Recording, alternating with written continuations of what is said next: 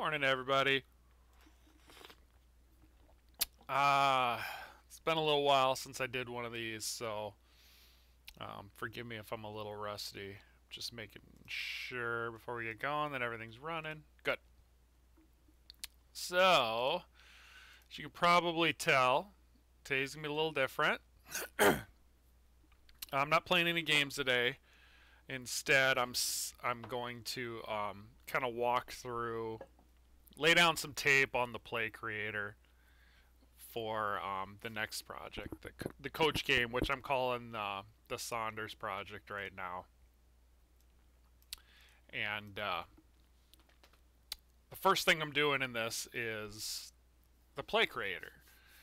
And the reason I'm doing it this way is because one thing I learned from the last two engines that I put together was the first engine I put together kind of all the data first, the players, and then I had all these ratings for the players, and I started writing the game engine based on that. And as I started playing, I kept adding ratings, removing ratings, and it kind of got to be a mess. It didn't all work together really well because the engine was written on a set of ratings that I ended up not using at the end, which is why the Iverson engine came around, was because that was me recognizing, oh, my ratings don't really match the way I want my engine to run.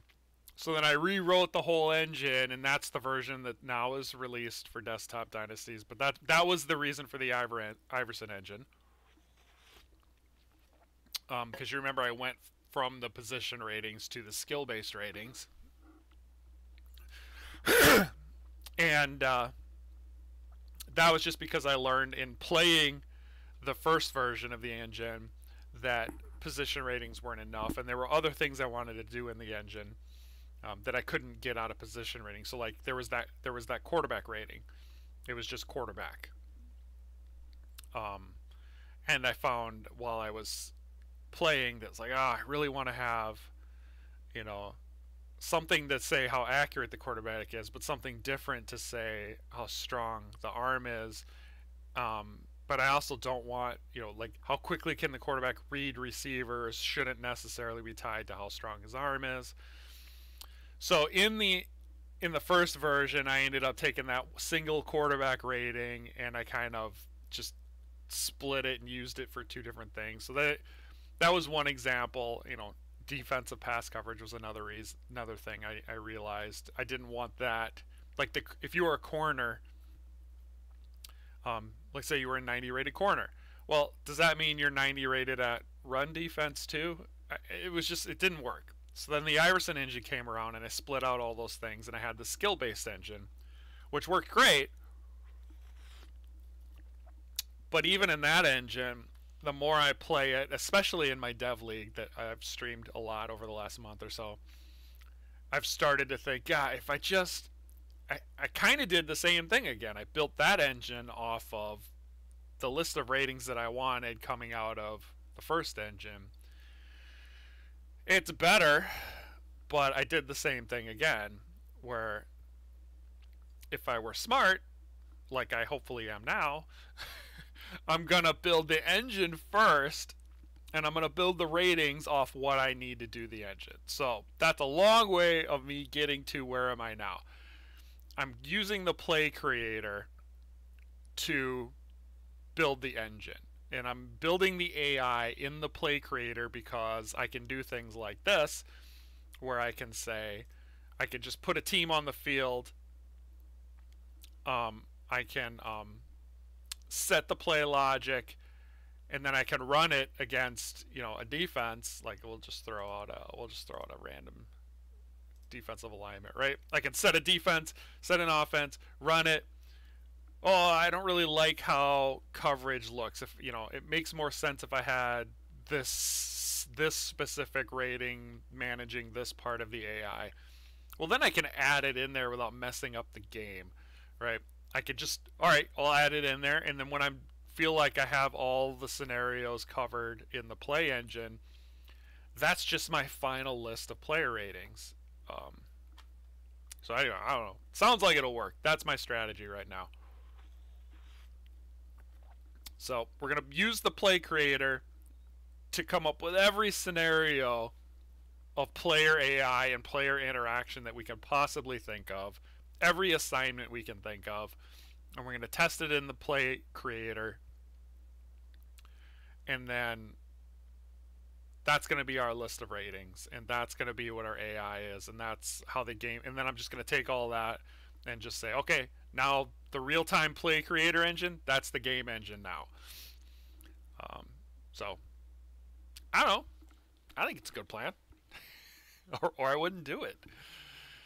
But for that to work, the play creator's got to be awesome, right?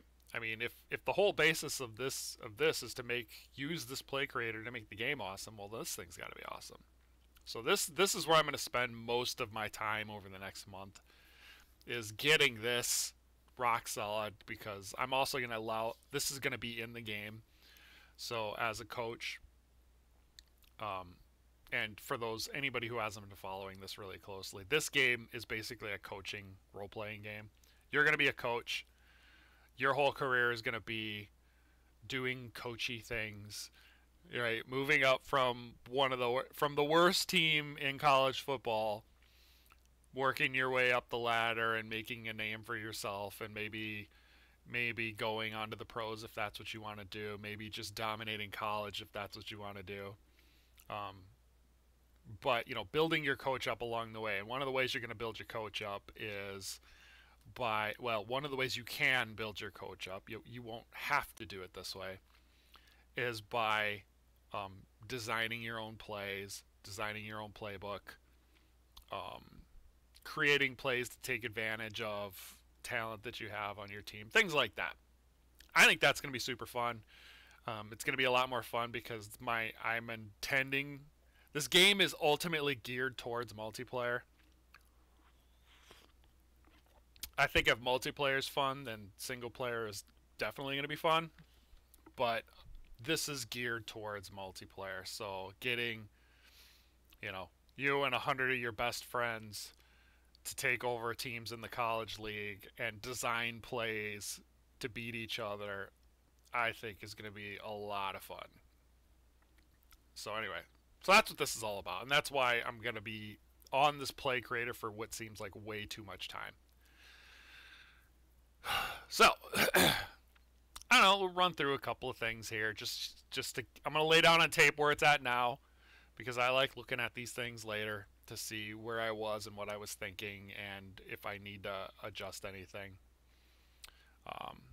So I'm just going to, I don't have a lot of fancy interface type stuff or resets in here, so you're going to have to kind of bear with me. Anytime I want to reset the screen, I basically got to shut it and start over. So we'll do offense first. We'll just lay down a little bit on offense. So one thing you might notice is this is now 11 players. This is not 8 players like Desktop Dynasties.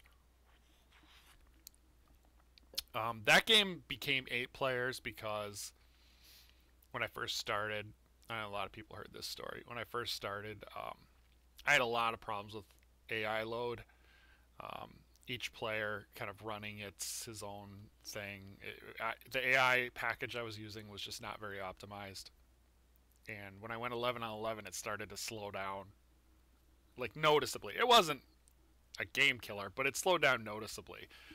I develop on a 3-year-old Microsoft Surface, so if it's slowed down for me, I figure there's going to be plenty of other people out there with the same kind of rig as me and where it would get frustrated. So the way that I could solve that is by cutting the number of players, right? I cut 3 players per team per side out, and that made it playable. And then when I went to the Iverson engine, my AI got faster because I wrote my own, but I was already at 8 players. I just didn't want to make that huge of a change just for an incremental update. But now I want to go to 11 players because I've refined my AI down, so it's really, really efficient now. So I can do 11 on 11 now. Excuse me. I'm sticking with um, my style of predetermined formations. This isn't because I can't make the play designer so you can move players around, because I can do that. That's actually not that hard. This is because if anybody played the old action football or Football Pro is a really good example of this. I think Football Pro had a play designer. I don't know, one of those old football games that had a play designer in it. Most people spent most of their time. I shouldn't say most. Most people I played spent most of their time coming up with AI breaking formations, right? So it was things like, well, I'm gonna put my whole offensive line over to the left, put all my receivers over to the right, and I'm gonna just weird things just to break the AI, and they would use those when they played other players, to the point where you had to have all these league wide play checking rules, and somebody had to check the plays before they were allowed. It was such a pain. It's mostly because of things like that that I have committed to just predetermined formations, right? The offensive line is always going to be where the offensive line is. Wide receivers have very specific wide receiver spots. Wide receiver 1 is always over here. Wide receiver 2 is always over here. And they basically go from one. They bounce back and forth. 1, 2, 3, 4, 5. They're all like that.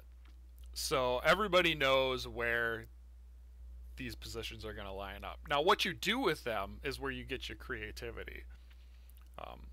And it's that way because I don't want to have to spend a majority of my time plugging holes where just coming up with every possible scenario where people have moved players around to try to get an edge.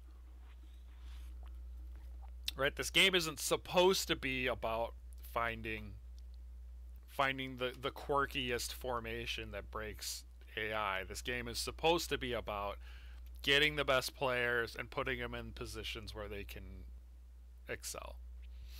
So there, I'm done. Now I'm done with the lecture. That's why this is the way it is. So every formation, I have 8 formations, 8 player packages. There's the 5 wide, then kind of 1 running back, 3 wide, 2 running back. I have a bunch of tight end formations, so you can go 1 tight end with 3 wide, 1 tight end with 2 running backs, 2 tight ends with 2 receivers, 2 tight ends with 2 running backs, and then kind of the jumbo, which is the 3 tight ends, 1 wide receiver, 1 running back. Those are all the packages you get. So you can choose between 8 packages. I think when we get the coaching portion of this rolling, I think coaches are all going to specialize in 1 or 2 packages, and to gain access to more packages you might have to invest skill points or something in that. I'm not really sure how that's going to work yet, but there's going to be something that basically limits what you can do until you become, you move your way up the skill progression trees to if that's something you specialize in, then maybe by the time you get later in your career you have access to every package and every formation or something like that. Whereas another coach maybe just as a 5 wide coach and has some 4 wide one, just focuses on these 2, but they're very good at those 2. So I don't know, something like that. Within each package though, you have 2 formations. You got a base and an alternate. These again are predefined. So you go to the 2 running back, the alternate is kind of a twin. 3 wide receivers, alternate is split back. It's probably going to end up being a shotgun formation or something. I don't have a shotgun yet set up in here. But this is how the play designer works. It's alternate for this one. This is probably one I'd use a lot. It's a twin, but it's heavy on the left side. This would be a fun one for me. I like to run out of the single back, but I do like the twin formation too. I imagine this is where I'm gonna land on my team. But anyway, so that's how that works. You get a package, and then the position. Let's go back to mine. For the play, then you kind of decide is it run or pass, and this is where you first start seeing things on the field. So like, I'm still working on the colors for some of these things, like offensive line assignment. I'm still kind of figuring out what I want that to look like, but it'll be something like this. So like if you're pass, it shows they're all in pass blocking, run, they're all in run block. So we'll make this a pass play. Then you just pick the player, and it highlights the one that you're active. So if wide receiver 1's active now, I can set his logic. If I want to set tight end 2, set his logic. And I know we don't have depth charts yet, but when we get to depth charts, I'll do another video and I'll talk about this. Wide receiver 1 and wide receiver 2 doesn't mean your wide receiver 1 is the guy is necessarily your best wide receiver. This is something we're gonna have to get used to in terminology. It's just the position number. I was gonna use like split end, flanker, slot, and all that stuff, but I kind of realized that I don't necessarily understand what that means, and I know most people don't have the same understanding of what that means. So I just numbered them, just for ease. When you start using a formation, you'll know intuitively that wide receiver 2 is my slot, and you'll just put the guy who you think is a good slot receiver at wide receiver 2. It's the same with offensive line. 1 and 2 are the tackles, 3 and 4 are the guards, 5's the center. All right, so wide receiver 1, we're gonna work with him right now. And then you get this is going to be the, I guess, the logic section. Well, this is what these buttons here, so they say run block, pass block, blitz pickup, all that stuff. This is what sets the role in the play. And I'll use that a lot when we talk about it. Role in play is what the actual variable's called. So this is where that gets set, and these are your options for the offense. So I'm going to make him a receiver, so I click receiver. So now he's a receiver, but he's not doing anything. This is the node. I talk about nodes a lot, and what that means is just where's he running to. So you click next node to give him a place, and then you get this little white handle, and it tells him where to go. So maybe I want him to, run up. I don't know. Let's just do a quick, he goes there. I want another node. He goes over here. I want another node, and then he comes here, and then I'm like, I don't like that node, so I remove that one, and I'm back over here. I don't like where he is, so I go previous, and let's just give him more of an angle, right? Let's go back to this one. Let's kind of make him steeper, something like that. All right, so that's wide receiver 1. Let's set 2. I'm still figuring out this interface. This is part of what we're laying the tape down. Is I just want to see if I like how this looks before I start converting everything over to an actual UI style. Right now it's just button vomit everywhere. But we'll see. Let's just make him do something like, he's white because I didn't set him to receiver. So we'll make him a receiver. Let's make him the second read. Let's make him do something like this. So he's going to go hard over that way. Let's just make him go like up the field over here. Yeah. And then we'll go like tight end 1. Let's make him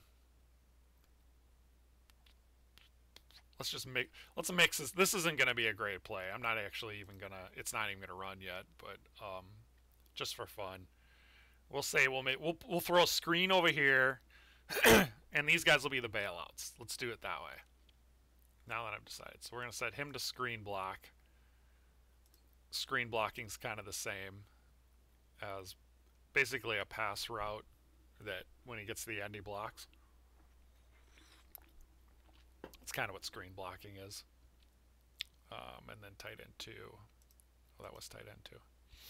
Let's make him screen block 2. Alright, so there's my 2 screen blockers. And we'll make the running back receiver. He's just going to set up right there.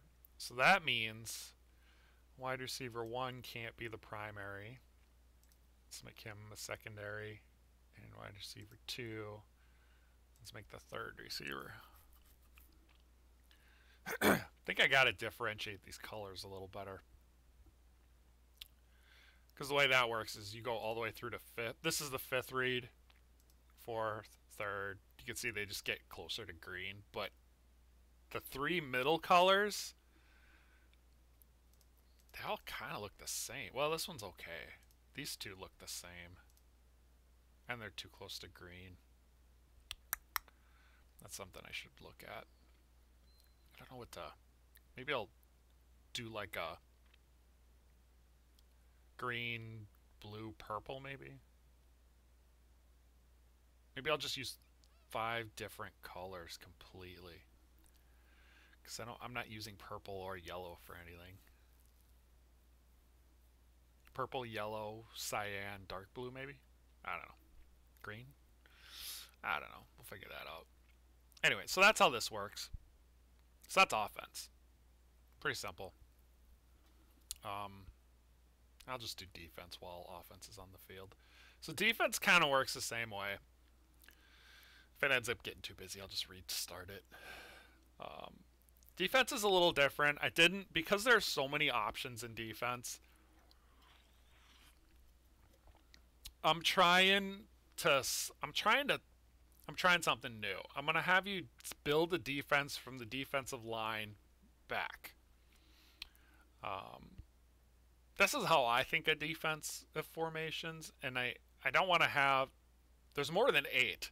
I drew them up, and there were a lot of potential formations, and I don't... This is on defense. Defense is boring enough without me taking away all the cool options you could have. For the most part, coaching defense is kind of boring. How many different ways can you tell a corner to cover the best receiver, right? It's just unless you have the freedom to mix and match players and assignments, defense is kind of boring. So I'm trying to make it more interesting by building it this way. So the way you start is start with how many D-line you want. I'm doing 5 D-line because that's awesome. And then based on that, it automatically filters out the illegal formations. So I can't go 4 linebackers and 5 D-line.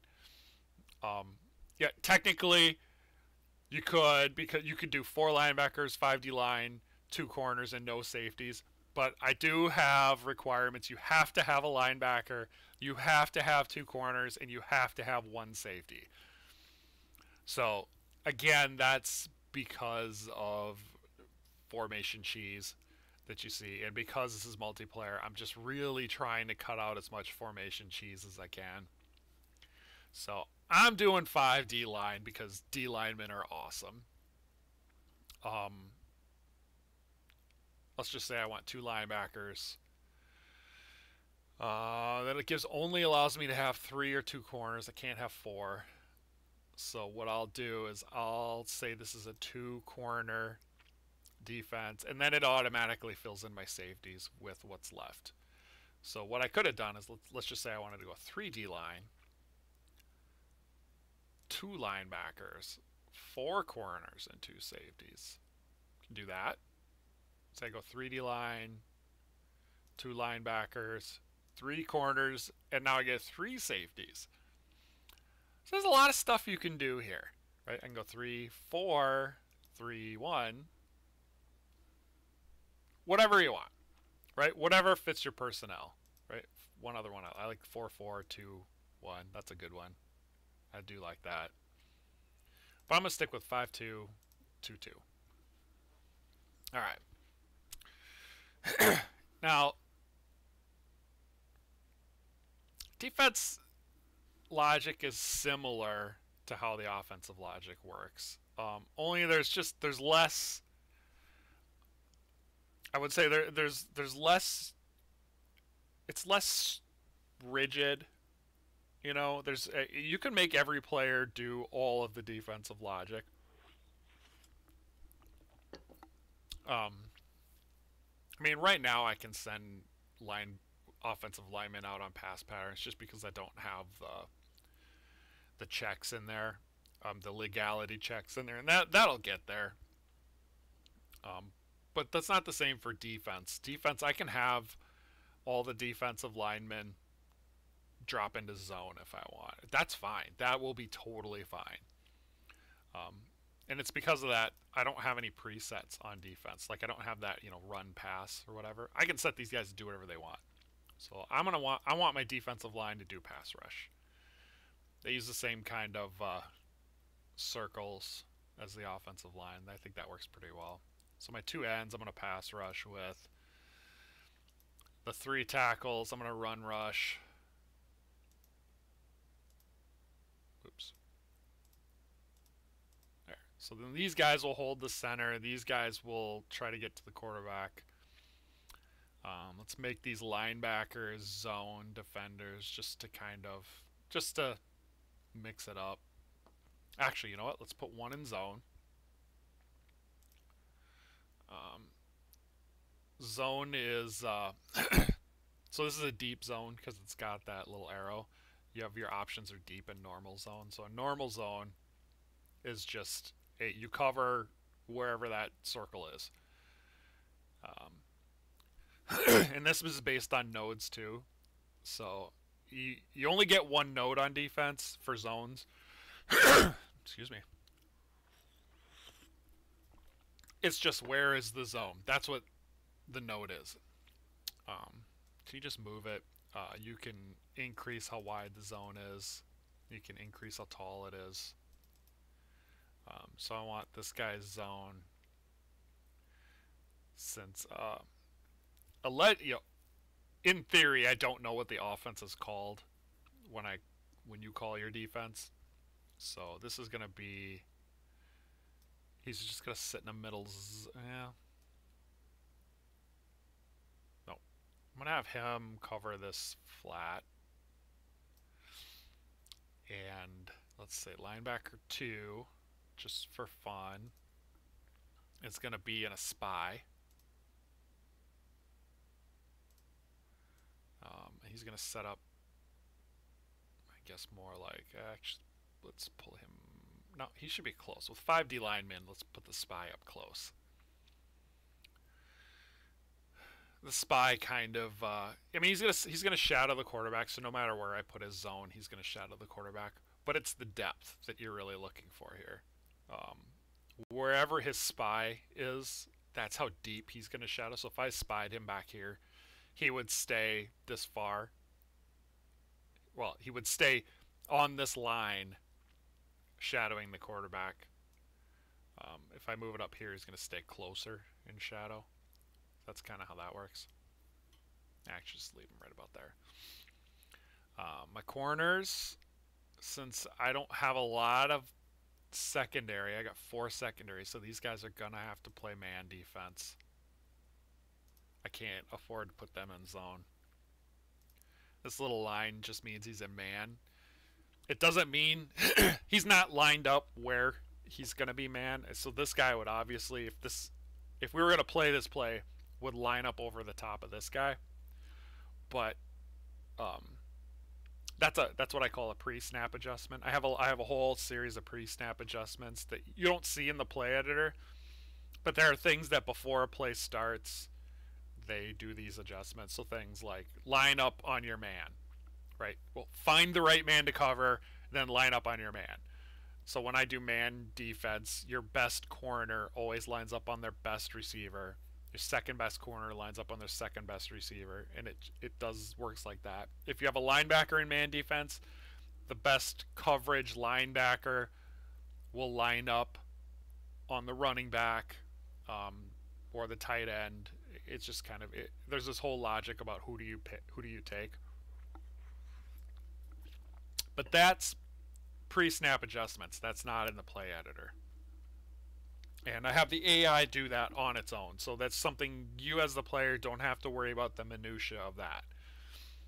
I want you as the player to just say, hey, I want to design this play that does this. I'll let the players figure out the details, but I'm just putting them in the right positions to make their plays. So that's my theory there. All right, safety one. I've set this up so that safety one is usually the free safety. Again, feel free to use them however you want. I like the idea that safety one, and you can see when I line up two safeties, one's deeper than the other. That's more to imply to you that in general the AI is going to consider safety two as the, like when the AI coaches put their plays together, they're going to look at safety two as a strong safety and safety one as a free safety. That's how they're going to do it. You can do whatever you want. So I'm going to put him in deep zone. Let's just put him just right in the center, playing like free safety. And he's going to cover the whole field in deep zone. He's going to cover the deepest guy on the whole field.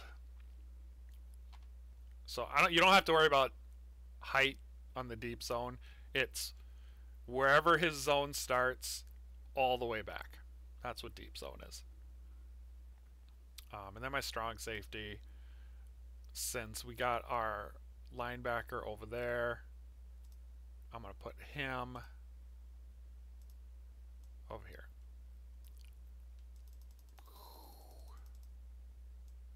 Something like that. Yeah. So that's how you set up a defense. Basically the same.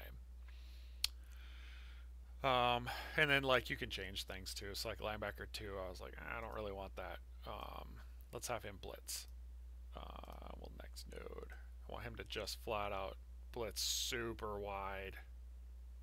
There, like that. Yeah, so then that's how blitz works. Yeah. So I think it works okay. There's some other options in here that I don't need to go over all of them, but these things are getting refined as I start playing the offense against the defense. So like right now, if I clicked, I can actually sim these. I don't have a lot of AI in here yet. I've got pass rush, pass block, run block, and receivers running. So like when I click run play here, it'll run what I've got so far. Boom, see? Well, I guess I don't have run rush in there. I got pass rush and then both blockings. And that's it. That's all I got. But that's how I'm going to test out and build and test the AI. So let's, like I said, I got to bomb it out and start it back up because I don't have any resets in here. The other thing, because this is one of the things I just realized, if you're going to be testing plays, that's a lot of steps to make a play. And I don't want to lose it. Like the second, oh, I'm done the play, sim play, crash because I didn't have the quarterback set. Oh, I just lost like 10 minutes of work right there. So, you can load all the custom plays and then you can kind of cycle them right now. I'm not certain how that is going to work in game. This is one of the things I'm going to be testing with this as we go along what's the best way to load my custom plays and to edit? So like not only to run them against each other, but to edit them, right? So this load didn't actually, it loaded the play, but it didn't set up the interface for me to edit it yet. So those are some things I got to work on, but it works. And then I can run it against each other, right? And then all they do is they just run around. but that's more than they did a couple days ago. All right, so what am I working on now? So that's where this is. What am I testing today? Today I'm testing throwing the ball. And just for reference, I'll put the offense out so you can see scale of like where the ball is versus how big are players. And this little purple dot is my throw target. So the things I'm testing, I got these two little sections over here. This top number, that's -20, that's current gravity. And I'm changing the throw system from Desktop Dynasties. In that game, the variable that you were allowed to control was, well, other than where are you throwing it and gravity. You can control that in both systems, but you got the throw speed. That was what you got to control. And you change throw speed, and the quarterback changes height accordingly. It didn't really work as I thought it would. Well, not apparently. If you work the physics and the math out, there are limits on throw speed, and it's actually really sensitive if you go that direction. Because the other thing I was using is I was outputting throw time to get there, and I was using that whole system is based on the time to get to the throw spot, and it auto generates height, and it's based on that time thing. And it didn't really work the way I wanted it to. It looks okay, but I didn't get the variation that I wanted. I really wanted a noticeable change when throw speed was low versus when throw speed was high.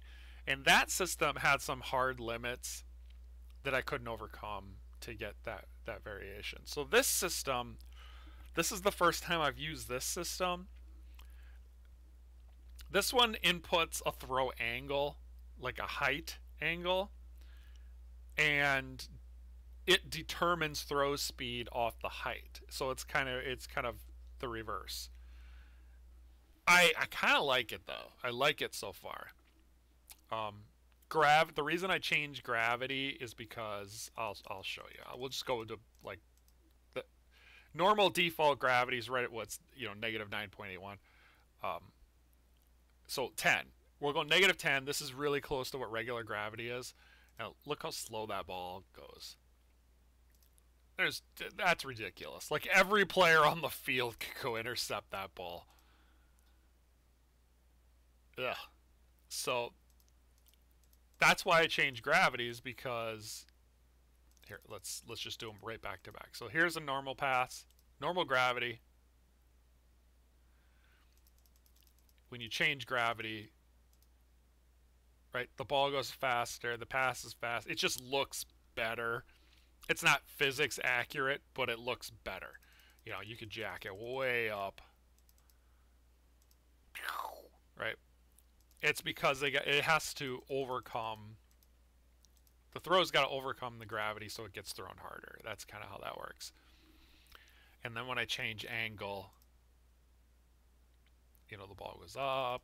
If I go really low, throws it super hard to get there.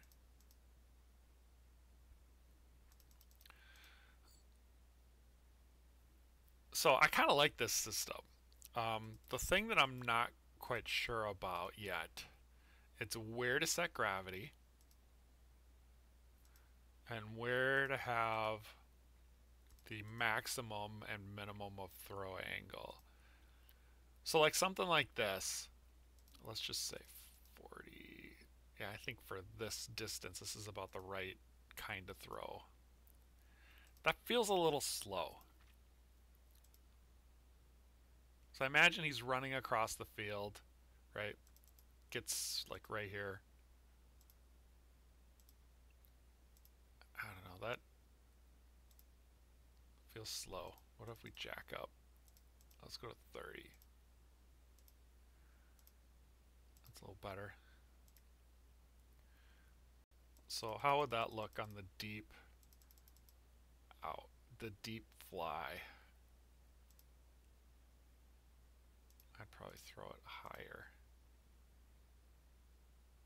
That might be a little fast. 26, 24.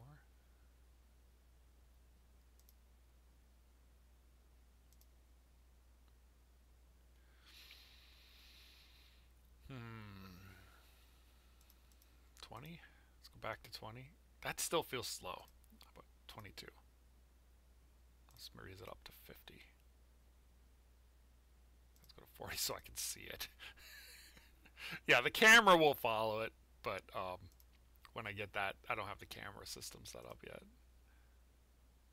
That feels pretty good. Let's bring it down.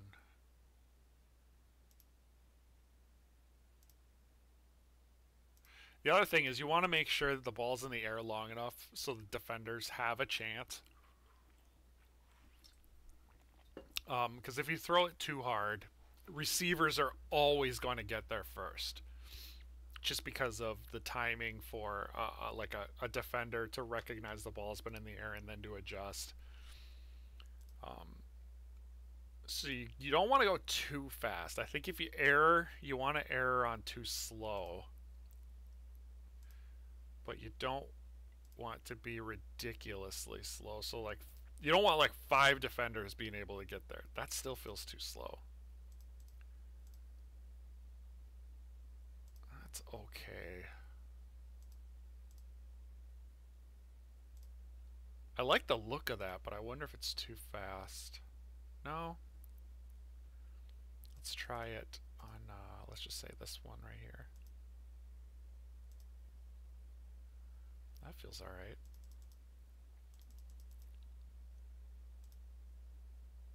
That feels a little slow.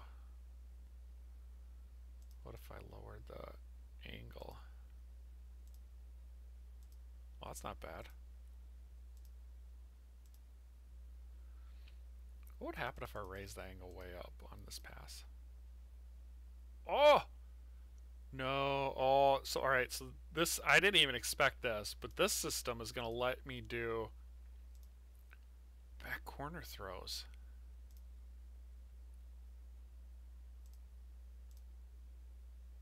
Oh my god, that's going to be amazing. Yeah, this is definitely the right system. 24 feels about, so if I imagine doing the 10-yard back corner end zone throw, let's just make it a couple extra yards, right?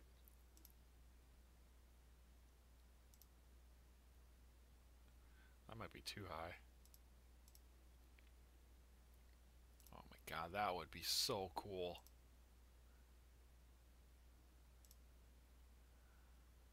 I don't know, how's that gravity look?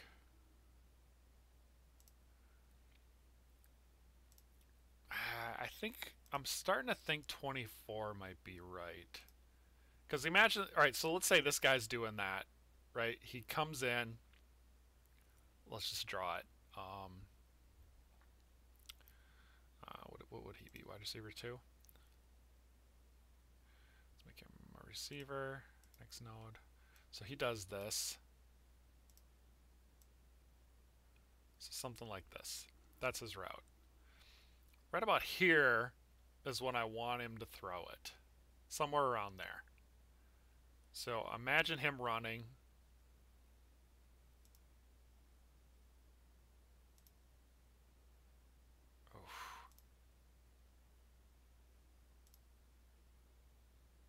That might be kind of slow. That might be too slow. Maybe I'll lower it.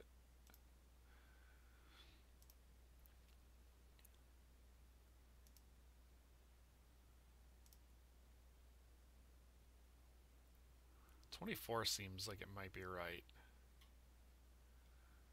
Let's see how it looks on, what would it look like on a screen pass? I'll lower that. It's not going to be a 50-degree pass.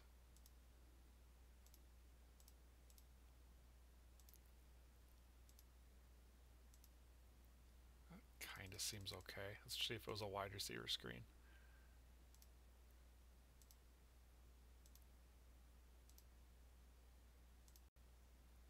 What would 22 look like? That feels too slow. How about 26? 26 is okay. 28. That's too fast. So we're thinking 26 or 24.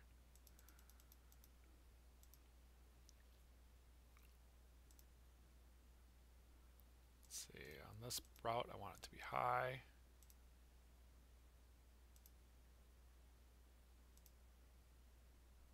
Maybe we should split the difference and make it 25.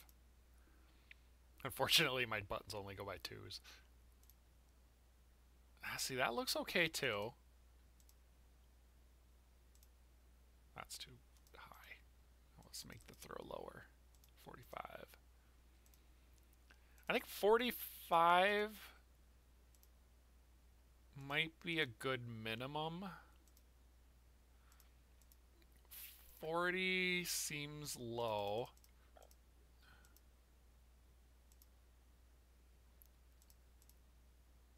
.45 looks like a good minimum angle.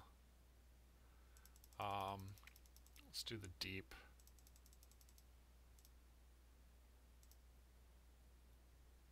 I would say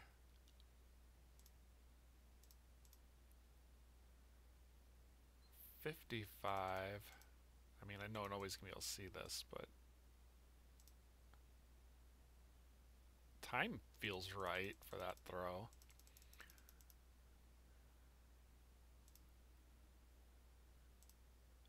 Ah, 55 might be a good max angle.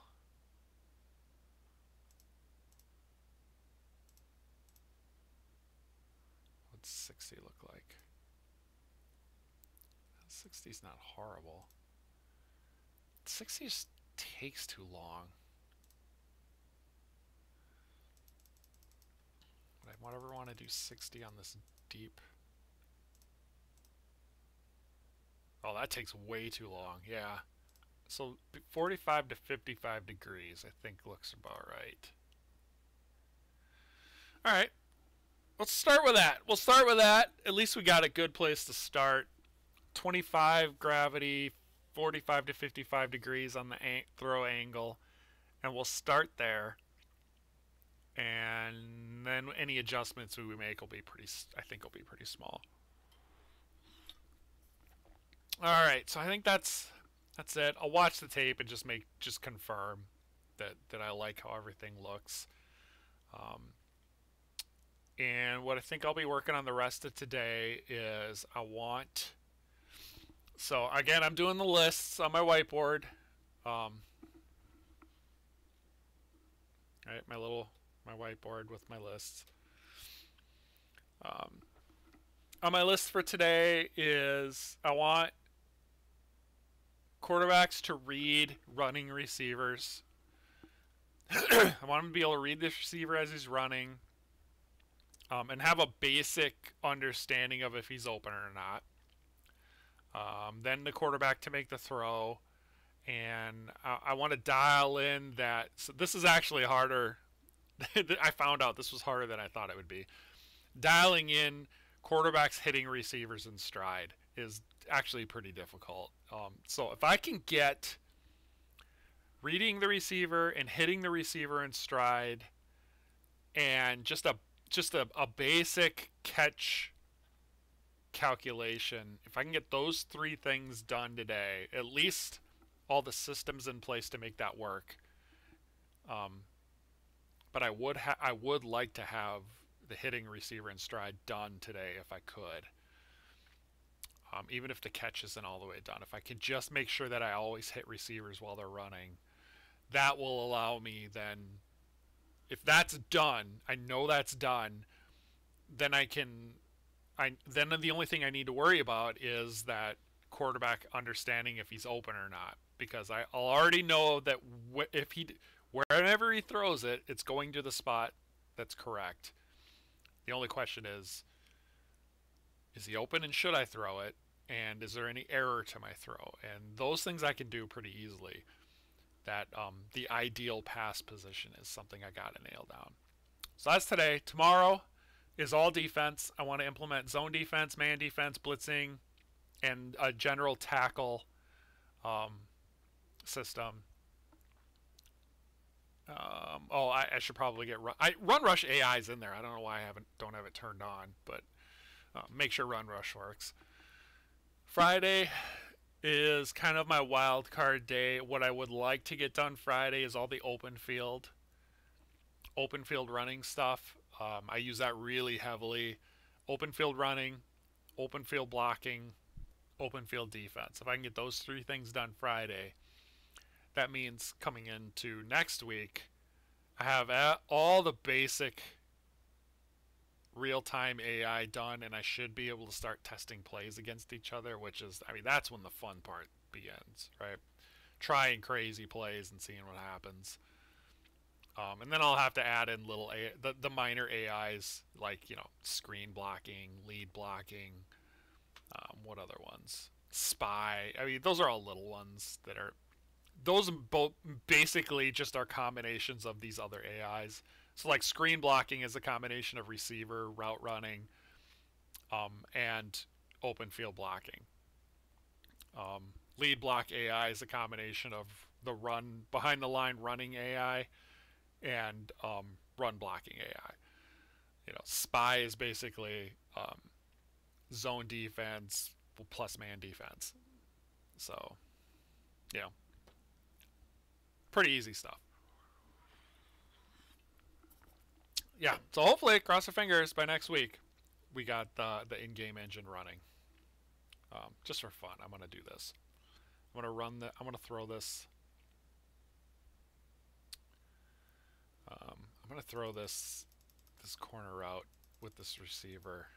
First, what I'll do: pass a couple times, pass, pass, and then we're gonna run. So how do I click that and then click that? Let's do this. No. Pass, run. Well, that might work. Alright. Anyway. That's it for now. Tomorrow, if I got a lot more AI in there, we might do another one of these, but otherwise I think I'll probably save it until I've made until at least I got enough to play and show something interesting. Alright. Till then. Bye.